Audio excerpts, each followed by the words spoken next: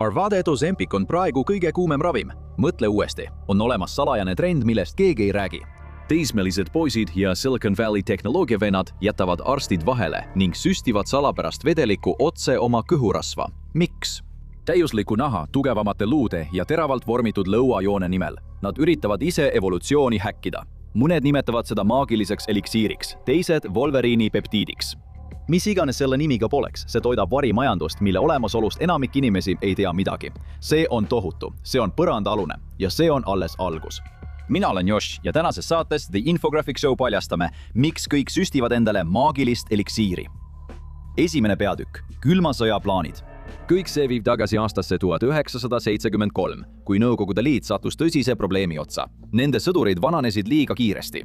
See probleem oli eriti terav tähtsates rollides. Allveelaevnikud, raketioperaatorid, hävituslendurid, stress, isolatsioon ja märkimisväärne kogus kiirgust mängisid kõik oma rolli. Mehed murdusid külma sõja haripunktis ja väsinud sõdurid olid strateegiline nõrkus. NSV Kaitseministeerium tegi seda, mida ta alati tegi. Nad tõid appi sõjaväearsti Vladimir Kavinsoni, kellest sai aastaid hiljem Putini isiklik vananemisvastane arst. Talle anti ligipääs salajasse laborisse Leningradis ja talle öeldi, lahenda see probleem. Kavinson ei leidnud seda, mida nad otsisid. Ta leidis midagi veelgi kummalisemat.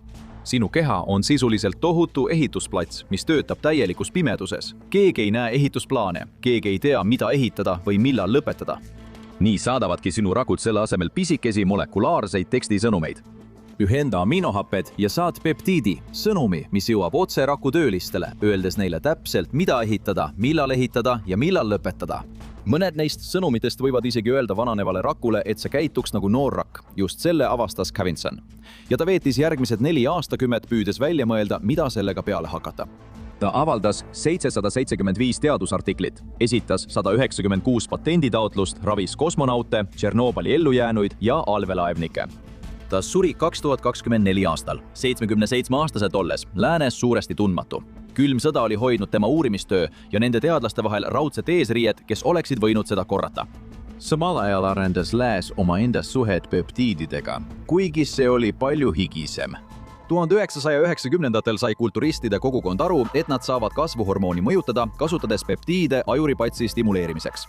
Võimsad sportlased jõusaalides, alates Venice Beachist kuni Ida-Euroopani, mõistsid, et nad saavad oma keha sisemist hormoonisüsteemi mõjutada, et toota kõike rohkem. Meie nimetame seda biohäkkimiseks, nemad nimetasid seda suureks ajamiseks. Eelretsenseerimisprotsess seisnes selles, et üks tüüp jõusaalis ütles teisele, et see toimib. Ja ausalt öeldes oli nende jaoks sellest täiesti piisav. Siis 1990-ndate alguses tegi Zagrebi ülikooli Horvaatia teadlane Predrag Sikirić midagi, mis raputas kogu biohäkkimise maailma. Ta eraldas inimese maomahlas olevast valgust 15 aminohappelise ahela ja avastas, et see tegi midagi, mida keegi ei osanud oodata. Ta nimetas selle Body Protection Compound 157 ehk BPC 157. Ja kui ta testis seda rottidel, parandas see asju, kõõluseid, sidemeid, soolekudet, lihaskiude. Mitte aeglaselt, mitte osaliselt, vaid täielikult. BPC 157 näis toimivad, kiirendades tugevalt angiogeneesi ehk uute veresoonte kasvu. See ehitas sisuliselt kogu verevarustuse kahjustatud koesse uuesti üles, kiirusel, millele polnud kliinilises maailmas võrdväärset ega seletust. Biohäkkimise maailm andis sellele nimeks ainus kultuuriline viide, mis isegi ligilähedale jõudis. Wolverine, Marveli superkangelane, kes taastab reaalajas kudesid, organeid ja jäsemeid. Ja just see nimi käivitas $1 põrandaaluse tööstuse. 2 peatükk. $1 demograafia. VB Foorumis luxmaxing.com on teema pealkirjaga, kas soovitaksite peptiide 17-aastasele. Üks esimestest vastustest on kasutajalt, kellel on üle 2000 postituse ja 4000 mainepunkti. Tema vastus on kõnekas. Olen 16 ja kasutan peptiide. Jah, ma soovitaksin. See on vaid luxmaxingu jäämäe tipp. See on internetinurk, kus peamiselt teismelised poisid on oma välimuse optimeerimisest kinnisidees iga võimaliku vahendiga. Lõuajoone harjutused, rühi parandamine, nahahooldusrutiinid ja üha enam ka peptiidisüstid. Ja enne kui arvad, et see on vaid mõnes magamistoas toimuv nišitegevus, siis New Yorgis ja New Jerseys on vastu võetud seadused, mis keelavad peptiidide ja sooritusvõimet parandavate ühendite müügi alaealistele. Nad tegid seda, sest teismelised ostsid neid juba massiliselt müüjatelt, kes ei esitanud ühtegi küsimust. Aga see ei puuduta ainult teismelisi. hiljuti astus üks patsient Washingtoni DC arstikabinetti, kaasas Trader Joe'si külmakott. Kui ta tõmbas kotist välja peotäie süstlaid, arvas arst, et need on GLP-1, Ozempic, Zepbound. Need ei olnud. Tema kott oli täis midagi, mida ta nimetas Wolverine'i stackiks, internetis tellitud peptiidide kombinatsioon. Need lubasid tema rebenenud rotaatormansetti parandada kiiremini, kui füsioteraapia eales suudaks. Ta kulutas, nagu tema arst ütles, tohutult raha 3 kuu varu peale ja süstis endale iga päev. Minu treener vannub selle peale, ütles ta. Kõik kasutavad neid. Muide, stack tähendab täpselt seda, nagu nimi ütleb, mitme peptiidi kihiti kasutamist, kus iga üks neist teoreetiliselt mõjutab erinevat bioloogilist süsteemi samaaegselt. Mõtle sellest nagu kohandatud meditsiinilisest esitusloendist. Ainult, et iga lugu on reguleerimata süstitav aine ja juhuesitus võib sulle põhjustada sepsise. Patsient Trader Joe's kotiga ei ole erand. Ta on demograafiline portree sellest, kuhu see turg on jõudnud. 2025 aasta 4. juulil viibis taskuhäälingu saatejuht Jaden Clark peol San Francisco viktoriaanliku maja tagahoovis. Varsti mainis üks tehisintellekti asutaja muuseas oma Hiina peptiidi tarnijat. Kohe kogunes rahva hulk. Selgus, et kõigil oli mingi allikas olemas. Clark postitas sellest X-i. Midagi, mida olen õppinud. Eliidil on kõigil Hiina peptiidi diiler. Postitus läks viraalseks ja sellest väljendist sai meem. Ja meem vastas tõele. Hallil turul müüdavad peptiidid on sellest ajast peale üle ujutanud häkkerite majad, idufirmade kontorid ja see on päriselt peptiidireivid, mida tarnijad sponsoreerivad. Ühel hiljutisel üritusel San Francisco Frontier Townis toimus töötuba, kus sai ise peptiide segada. DJ mängis tehnot, samal ajal kui taustal projitseeriti keemilisi struktuure. Riietuskood nõudis hullumeelset futuristliku küberpungi riietust. Osalejatele näidati, kuidas ise verd võtta. FDA ei olnud külaliste nimekirjas. Manhattani biohäkkerite kokkusaamisel kirjeldas üks tehnoloogiainvestor iganädalast olukorda sellise argise õudusega, mida suudab väljendada vaid keegi, kes on seda juba 7 aastat teinud. Igal nädalal toob keegi midagi uut ja kõik süstivad seda endale. See näeb välja nagu punt heroiinisõltlasi. Ta ütles seda naljaga pooleks. Ta on mikrodoosinud peptiide alates aastast 2018. Nendel kogunemistel süstitavad ained meenutavad spekulatiivse bioloogia õppekava. Seal on näiteks vasepõhine peptiid naha taastamiseks, millest hiljuti kirjutas ajakiri Vogue.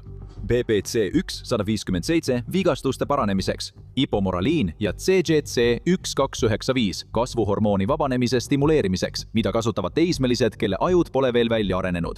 Epitaliin une jaoks. Retatritid, mis on endiselt 3. faasi kliinilistes katsetustes söögiisu reguleerimiseks ja ilmselt kõige muu jaoks. Ja oksütotsiin, mida üks OpenAI teadlane nimetas avalikult autismi jaoks mõeldud Ozempikuks, mida mikrodoositakse sotsiaalseks optimeerimiseks. Silicon Valley inseneerid süstivad endale ühendit ainult selleks, et rohkem silmsidet luua. Mitte miski sellest ei toimu arsti järelevalve all. See toimub Redditi teemades ja Discordi serverites. YouTube'i suunamudijad hoiavad käes selge vedelikuga viaale ja ütlevad, mul oli küünarnukis tendiniit. Hakkasin kasutama BPC-157 ja 2 nädalaga oli see kadunud. Muide, see viimane tsitaat on sõna-sõnalt Joe Roganilt. Üks San Francisco peptiidi tarnija kirjeldas levikumustrit kogemata poeetiliselt. Alati algab see tegevjuhtidest, siis tulevad tehnoloogiajuhid ja siis tegevusjuhid. Bioteaduste inimesed on üllatavalt kõige tagasihoidlikumad. Nad on FDA suhtes natuke liiga alandlikud. Ta märkis, et tema keskmine klient on pigem Starbucksi barista. Aga tehnoloogia inimesed olid esimesed, ütles ta, sest nad on valmis võtma naeruväärseid riske. Vananemisvastaste kliinikute tööstus moodustab omaette majandusharu. Ettevõtted küsivad peptiidi protokolli seansi eest $350 kuni $600. Gary Brecka, kes nimetab end ülimaks inimeseks, müüb oma veebisaidi kaudu peptiidsüste ja esines taskuhäälingus, et seda kategooriat propageerida miljonitele kuulajatele. Brecka turundus on meistriklass selles, kuidas kõlada teaduslikult, öeldes samal ajal mitte midagi. Sirvi tema veebisaidil heaks kiidetud ja soovitatud $350 COC1295 ja ipamoralini kombinatsiooni ning klõpsa vahekaardil, kellele see on mõeldud. Sealt leiad kirjelduse inimestest, kes lisavad peptiidi toetuse, struktureeritud taastumis, treening või heaolu protokollidesse ja soovivad sünergilist 2 peptiidi võimalust, mis toetab hormoonide signaaliradu ja kudede hooldust. See on sama selge kui muda ja maksab nagu kristall. Kui tahad näha, kuidas inimesed kõige loomingulisemal moel terve mõistuse unustavad, siis kindlasti pane like, jaga ja telli kanal. Meil on veel palju videoid, kus me seletame asju, mida inimesed tõenäoliselt ei peaks tegema. USA andmetel 2-kordistus hormoonide ja peptiidühendite import Hiinast. 2025 aasta esimese 3 kvartali jooksul umbes $328 miljonit. See on tõus võrreldes eelneva aasta 164 miljoniga, kuid tõenäoliselt on see summa tegelikult suurem. Kellelgi pole täpset hinnangut, kui palju liigub veel valesti deklareeritud pakkide ja siseriiklike edasisaatmisskeemide kaudu. Ainuüksi seaduslik ülemaailmne peptiiditeraapia turg prognoositakse 2033 noavendaks aastaks ulatuvad $294,6 miljardit. Turg ei ole lihtsalt ümardamisviga, see on omaette tööstusharu ja see kõik käib läbi ühe riigi. 3. peatükk, föderaalne paradoks. Kogu see olukord tundub peaaegu nii kujundatud, et see tekitaks just sellise katastroofi, nagu see tekitas. FDA ei keelanud peptiide sellepärast, et inimesed oleksid surnud. 2023 aasta lõpus kandsid nad vaikselt 19 populaarset peptiidi nimekirja nimega Category 2 Bulk Drug Substances List. See keelas sisuliselt ravimite valmistamisega tegelevatel apteekidel nende peptiidide valmistamise. Välja toodud põhjendus oli, et puuduvad piisavad ohutusandmed, on immunogeensuse probleemid ja tootmiskvaliteedi küsimused. Kõik see vastab tõele. Ja mitte miski sellest ei selgita, miks just need konkreetsed peptiidid välja valiti. Eriti kui tuhandetel teistel ühenditel on sama tugev või isegi nõrgem tõendusmaterjal. Selle selgituse jaoks peate võib-olla järgima raha liikumist. Ravimi heakskiitmine võib kliinilistes uuringutes maksta kümnetest miljonitest kuni mitme miljardi dollarini. Ainus viis see raha tagasi teenida on patent. Saad 20 aastat ainuõigusega müüki, samal ajal kui kõik konkurendid pealt vaatavad. See ongi see diil. See on alati olnud see diil. Aga siin on probleem. Neid peptiide ei leiutatud laboris. Need eksisteerivad juba sinu sees. BPC 157 on otsene fragment tervendavast valgust, mis elab praegu sinu maos. TB500 jäljendab midagi, mida sinu immuunsüsteem toodab iga kord, kui sa viga saad. Sa ei saa patenteerida midagi, mida su enda keha toodab, seega keegi ei rahasta katseid. FDA ei saa kunagi tõendeid, mida neil on vaja nende heakskiitmiseks, ja need ühendid jäävad omamoodi püsivasse õiguslikku vaakumisse kinni. Need on kättesaadavad kõigile, kellel on krediitkaart ja veebibrauser, kuid ükski litsenseeritud arst ei saa neid välja kirjutada ega ükski litsenseeritud apteek neid väljastada. Seaduskuulekal kodanikul on siin tegelikult vähem seaduslikke võimalusi kui kellelgi, kes on valmis ostma võõralt internetis. 2023 aastal tegi FDA selle juba niigi katki oleva olukorra veel hullemaks. Nad keelasid ravimite valmistamisega tegelevad apteegid, mis olid ainus toimiv seaduslik vahevariant. Need olid litsenseeritud asutused, kus arstid said tellida peptiide konkreetsetele patsientidele koos kvaliteedikontrolli, steriilsuse testimise ja tegeliku meditsiinilise järelevalvega. Just selline infrastruktuur, mida tahaksid näha patsiendi ja eksperimentaalse süstitava ühendi vahel, kadunud. Keelati üleöö. Kas inimesed lõpetasid peptiidide kasutamise? Ei. Nõudlus lihtsalt kasvas ja kolis otse WhatsAppi, Guangdongi provintsi tehastesse ning nende inimeste veenidesse, kellel nüüd muud võimalust polnud.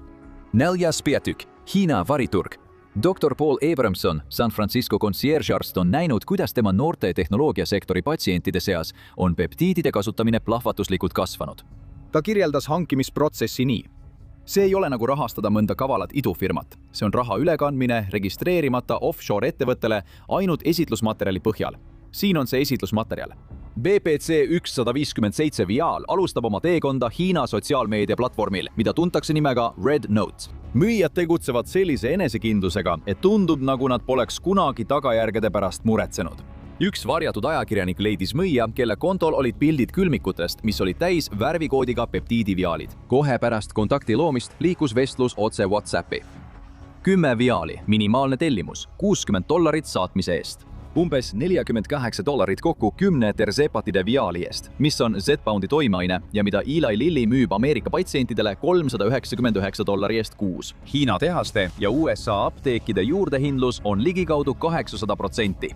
Keegi teenib selle vahepealt erakordselt palju raha ja see ei ole inimene, kes süsti saab. Kogu selle tegevuse kooshoidvaks juriidiliseks fiktsiooniks on 3 sõna. Ainult teadusuuringuteks kasutamiseks. USA föderaalseaduse kohaselt on BPC 157 müümine tehniliselt seaduslik, kui seda turustatakse laboratoorseks uurimistööks. Seetõttu on iga müüja veebisait kaetud lahtiütlustega, mitte inimkasutuseks, ainult teadusuuringuteks. Ei ole mõeldud haiguste diagnoosimiseks, raviks, leevendamiseks ega ennetamiseks. See on seaduslik väikese sõrmevanne, vastutuse kaitse, mis suunab kogu riski ostjale. Mõlemad pooled saavad täpselt aru, mis toimub. Kui ajakirjanik küsis Hiina tehase operaatorilt otse, kas nad teavad, et nende lääne kliendid süstivad neid tooteid, ei kõhelnud operaator hetkekski. Jah, nii oligi. See oligi kogu vastus. Tollis läheb asi loominguliseks. Saadetised saabuvad kosmeetikatoodete pakendites peidetuna, märgistatud piisavalt ebamääraselt, et tollikontrollist läbi minna. Või saadetakse hulgi USA aadressidele, kus enne kohaletoimetamist lisatakse individuaalsed USPS-i sildid. See on riigisisene edasisaatmisoperatsioon, mis hoiab reisi rahvusvahelise osa inspektorite eest varjatuna. Tolli- ja piirivalveamet on sellest süsteemist juba aastaid teadlik olnud. Nende jõustamispraktika isiklikuks kasutamiseks mõeldud kvaliteetsete peptiidide impordi osas on sisuliselt olematu. Nii et ei, risk ei seisne siin arreteerimises. Risk on palju isiklikum kui see. Risk seisneb selles, et avad paki Guangdongist ja saad valusal moel teada, et sees ei ole see, mida tellisid. 5. peatükk. Omakohtulikud testija. Halduru kvaliteedi probleem on palju hullem, kui enamik kasutajaid arvab, ja enamik kasutajaid juba teab, et see on halb. Mitmed uuringud on leidnud, et 20–60% halduru peptiididest sisaldasid valesid aminohappe järjestusi. See tähendab, et peaaegu pool sellest, mida inimesed süstivad, ei ole isegi see õige ühend. See on lihtsalt midagi muud viaalis, millel on veenev silt.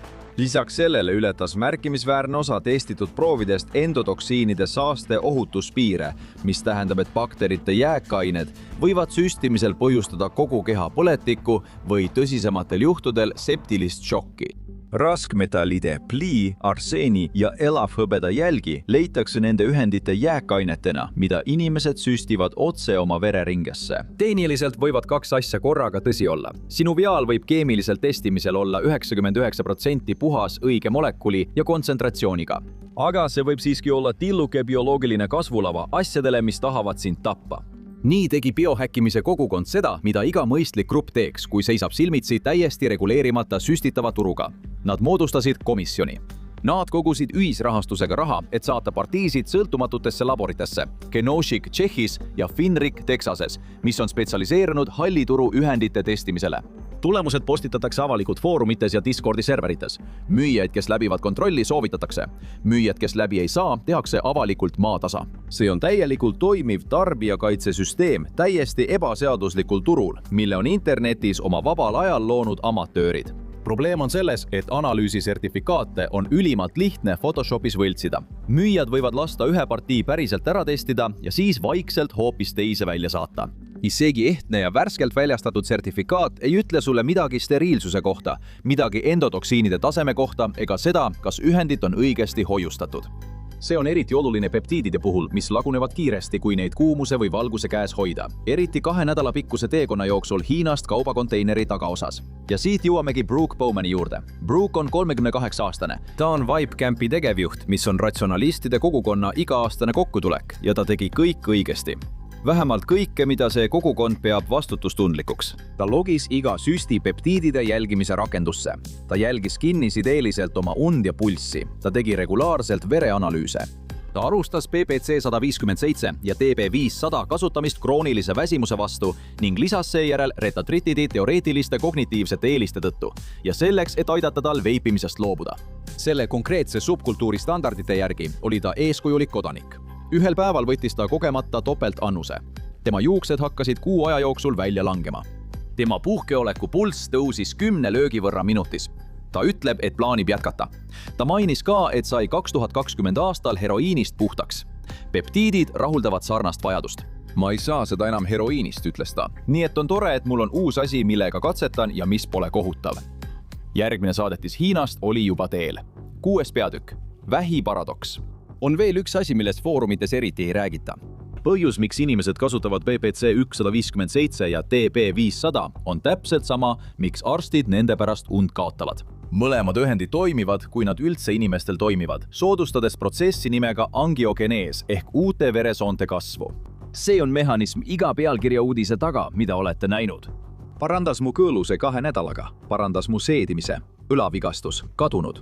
Angiogenees toimib kahjustatud kudede taastamise kaudu. See taastab verevarustuse piirkonnas, taastades sisuliselt selle taristu, mida keha vajab enda parandamiseks. See kõlab suurepäraselt. Aga angiogenees on ka see, kuidas kasvajad kasvavad. Vähirakud ei ole maagilised. Nad vajavad hapnikku. Nad vajavad toitaineid. Nad saavad mõlemad läbi veresoonte, täpselt nagu kõik muu sinu kehas. Ja üks esimesi asju, mida kasvaja teeb, kui ta hakkab kasvama, on see, et ta saadab välja keemilisi hädasignaale, et meelitada ligi uusi veresooni. Seda protsessi nimetatakse kasvaja angiogeneesiks. see on nii põhiline osa sellest, kuidas vähk levib, et terve põlvkond onkoloogia ravimeid töötati välja ainult selle protsessi blokeerimiseks. Inimesed süstivad endale ühendit, mis on spetsiaalselt loodud uute veresoonte kasvu kiirendamiseks kogu kehas. Kui need veresooned hoidavad paranemat kõõrust, on see suurepärane. Kui need ühendid jõuavad vähieelseid rakke sisaldava kogumini, võivad nad olla andnud hoogu millelegi, mis muidu oleks vaikselt seisma jäänud. See ei ole kinnitatud leid, keegi pole seda uuringut teinud ja seda sellepärast, et need ühendid ei ole heaks kiidetud ning vastavaid katseid lihtsalt ei ole olemas. Aga see on teaduslikult põhjendatud mure, mida on korduvalt tõstatanud teadlased, kellel ei ole sellest midagi võita. See on täpselt selline hoiatus, mis kaob ära foorumi mürasse, kus on koos inimesed, kes tunnevad end lihtsalt suurepäraselt. Dr. Erik Topol, Scripps Research Translational Institute'i direktor, ütles avalikult, et kogu see peptiidi hullus on põhjendamatu. 36 BPC 157 kohta 2024. aastani avaldatud uuringust viidi 35 läbi loomadel. Valdav enamus kogu maailma BPC 157 uuringutest pärineb ühest aidsast laborist, samast Horvaatia laborist, kus see avastati. Inimeste kliiniline uuring algas 2015 aastal. See tühistati vaikselt 2016 aastal. Tulemusi ei avaldatud kunagi. Selgitust ei antud. Keegi ei uurinud asja edasi. See on kogu tõendusmaterjal millegi kohta, mida miljonid inimesed endale enne hommikusööki süstivad. Nii et põhimõtteliselt võtavad maagilise joogi kasutajad tohutu riski eksperimendis, kus nad on ühtaegu nii katseisikud kui ka kontrollgrupp ja keegi ei tee märkmeid.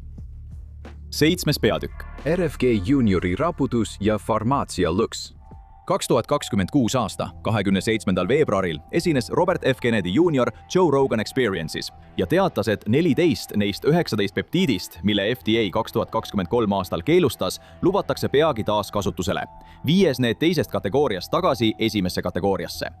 Ravimeid valmistavad apteegid saaksid neid taas valmistada arsti retsepti alusel juba mõne nädala jooksul. Biohäkkimise kogukond läks pöördesse. Iga foorum, iga server, mis oli aastaid ühisrahastanud laborikatseid ja jaganud Hiina tarnijate nõuandeid, pidas digitaalse võiduparaadi. RFG ise nimetas algset keeldu ebaseaduslikuks ja ütles, et see oli loonud halli turu, mida see väidetavalt pidi ära hoidma. Selles osas tal on õigus. Pärast 2023 aastat levis hall turg veelgi. Inimeste arv, kes süstisid reguleerimata ja steriilsuseta ühendeid välismaad, kasvas märkimisväärselt. Selle asemel, et peptiidide kasutamist peatada, ajas keeld selle lihtsalt põranda alla. FDA oli sisuliselt teinud operatsiooni pindude eemaldamiseks, kuid kogemata arterit vigastanud. Seega jah, otsuse tagasipööramine on võit. Ühes kindlas kitsas mõttes on see tõesti nii. Aga endiselt pole kliinilisi uuringuid, endiselt pole ohutusandmeid selle kohta, millised on 10-aastase kasutamise mõjud. Endiselt pole vastust vähiküsimusele. Ja samal ajal, kui biohäkkimise kogukond tähistab avanenud võimalust, ostab farmaatsiatööstus vaikselt kõik kokku. Legitimne peptiidravimite turg prognoositakse 10 aasta jooksul kahekordistuvat. Farmaatsiaettevõtted on suletud. $100 miljonit väärt tehingud. Need on sellised summad, millele ettevõtted pühenduvad siis, kui nad on kindlad, et miski töötab ja nad võistlevad selle nimel, et see enne teisi enda kätte saada. Looduslikku molekuli ei saa patenteerida, selles oleme juba veendunud. Aga kui muudad mõnda aminohapet, esitad uue koostise patenditaotluse, siis äkitselt maksab see $400 kuus 20 aasta jooksul ning retseptiga ravimit ei pruugi su kindlustus isegi katta. Äkitselt sulgub halli turu seaduse auk kohe, kui sinu heaks kiidetud versioon saab FDA loa. Nüüd on olemas seaduslik alternatiiv. Ainult teadusuuringuteks kasutamise ettekääne muutub palju raskemini hoitavaks. Igaüks, kes soovib seda ühendit, peab läbima tervishoiusüsteemi. Sellesama tervishoiusüsteemi, mida need ettevõtted juba kontrollivad. See on vanim trikk farmaatsiatööstuse käsiraamatus. See on iga kord, kui seda on kasutatud, töötanud. Miljonid inimesed on neid ühendeid iseenda peal katsetanud. Nad on loonud päris maailma andmeid, mida kliinilised uuringud peaksid tootma. Inimesed, kes saavad RFK teadandest kõige rohkem kasu, ei ole Ohio teismelised, Ränioru tüübid ega isegi Brooke Bowman, kes ootab oma järgmist saadetist. Need on suured farmaatsiaettevõtted, kes võivad teenida miljoneid. Põrandalune maailm oligi kogu aeg katsepolügooniks ja farmaatsiatööstus sai oma tulemused tasuta kätte. Peptiidid on osa loost, kus inimesed vähemalt üritavad end ise ravida. Kui tahad näha, milline näeb välja Ameerika reguleerimata ravimite põrgu teine ots, vaata ainsat ravimit, millest ei ole võimalik eluga pääseda, või klõpsa hoopis sellele videole.